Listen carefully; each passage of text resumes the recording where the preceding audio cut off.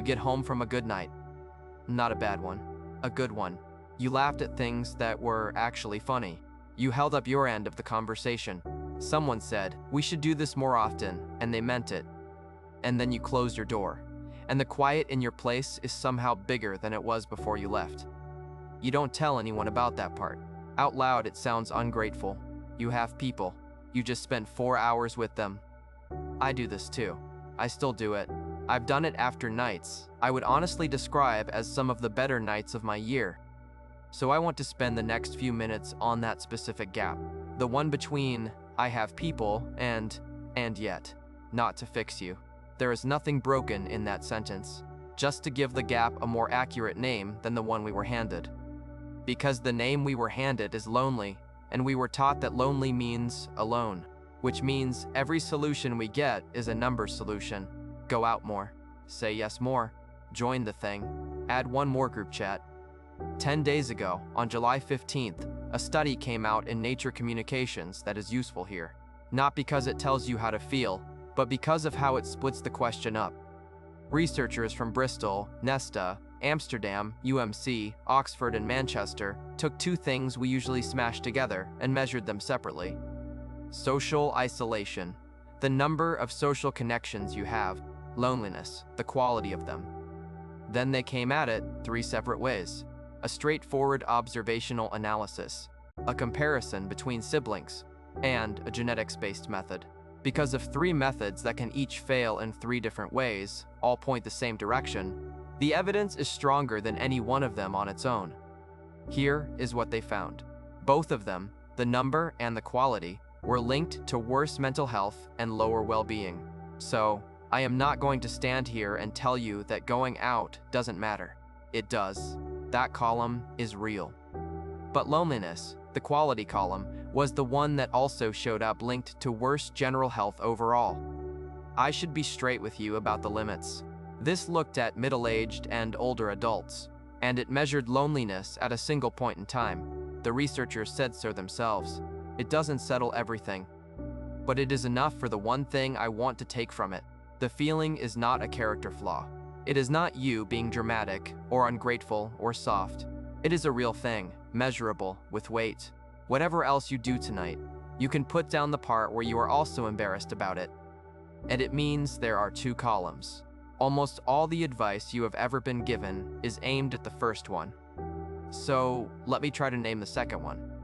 What is missing on those nights is not presence. There were people in the room. There was presence everywhere. What is missing is being known. Here is the plainest definition I have, and it is deliberately unromantic. You are known if at least one person on Earth is walking around holding a piece of current information about you that you have not made public. 2 words are doing all the work there.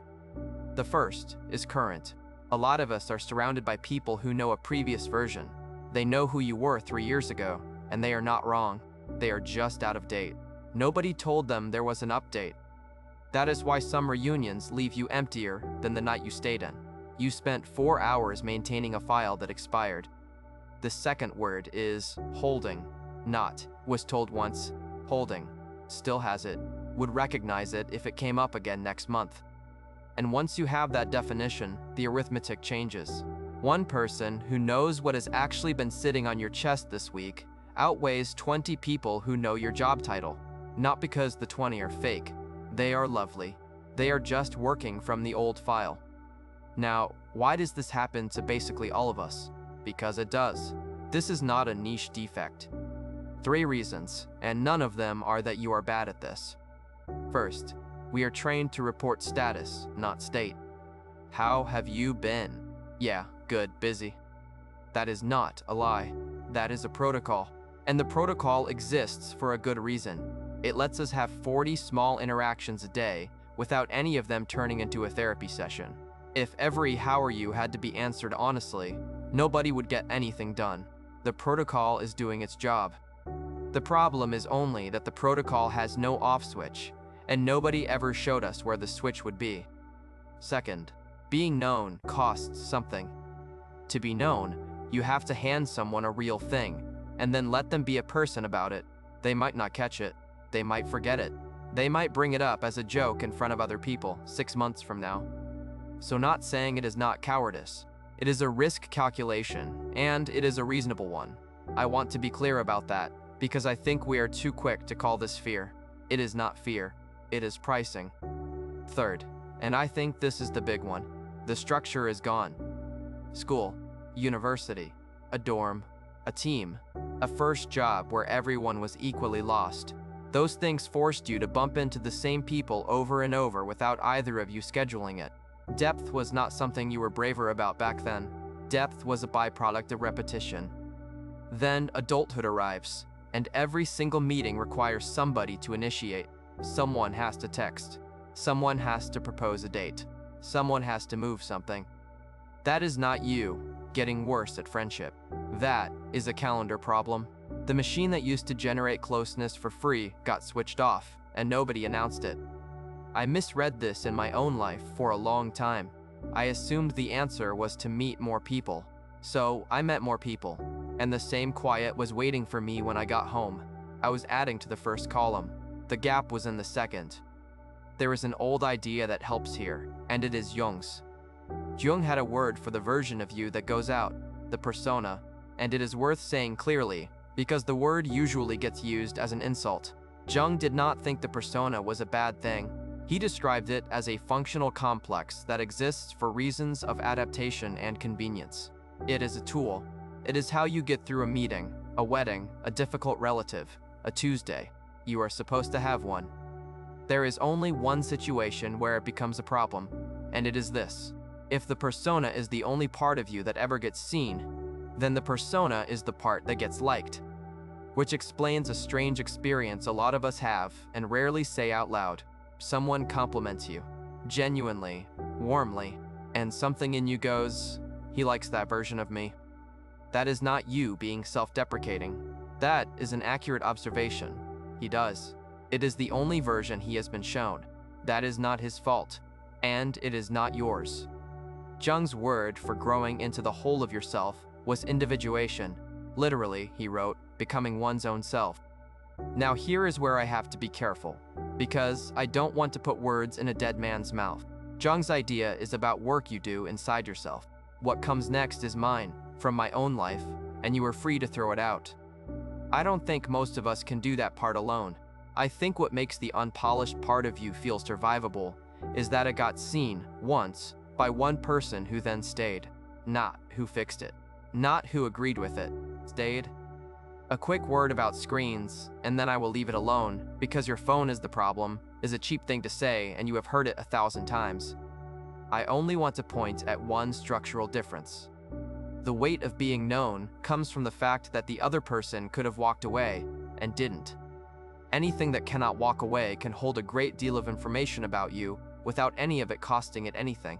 That is not a moral failure of the technology. It is just what it is. It can come for you. It genuinely can. It just cannot do the specific thing where someone with the option to leave decides not to. That is not an argument for using it less. It is an explanation for why the quiet is still there afterwards. Okay, so what do you actually do? First, let me take one thing off the table. I am not asking you to have a big conversation. Sit someone down, pour it all out, the whole thing. 2 reasons. 1, the bar is too high.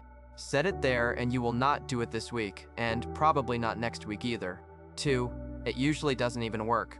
A one-off outpouring turns the other person into an audience. Audiences receive.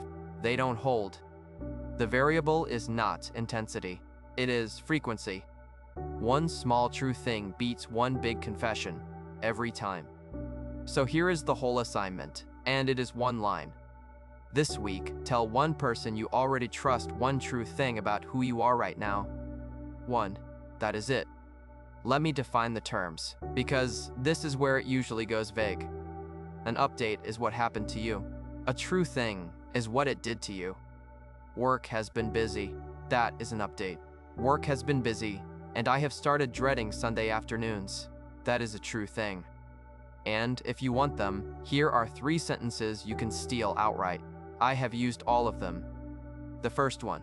Something I haven't told anyone is that I keep thinking about whether I made the right call last year.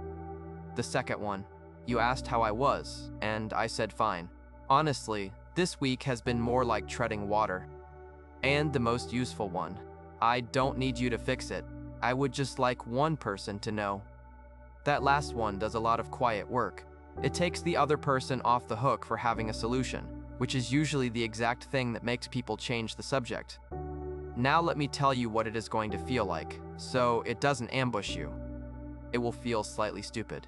It will feel exposed, like you handed something over and now you can't get it back, because you can't. And there is a decent chance that 3 minutes later, you will wish you hadn't. I get all three, every time. That is not the sign that you did it wrong. That is just the shape of the doorway.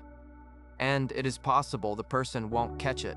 They will say something clumsy, or change the subject, or answer the surface of it and miss the rest. That doesn't mean the method failed. It means that person didn't catch it that day. There is usually more than one name on the list, and you are allowed to try another. I want to end where we started. Loneliness is not the absence of people. It is the absence of being known. And what you are after is smaller than you have been led to believe. You are not asking to be fully understood.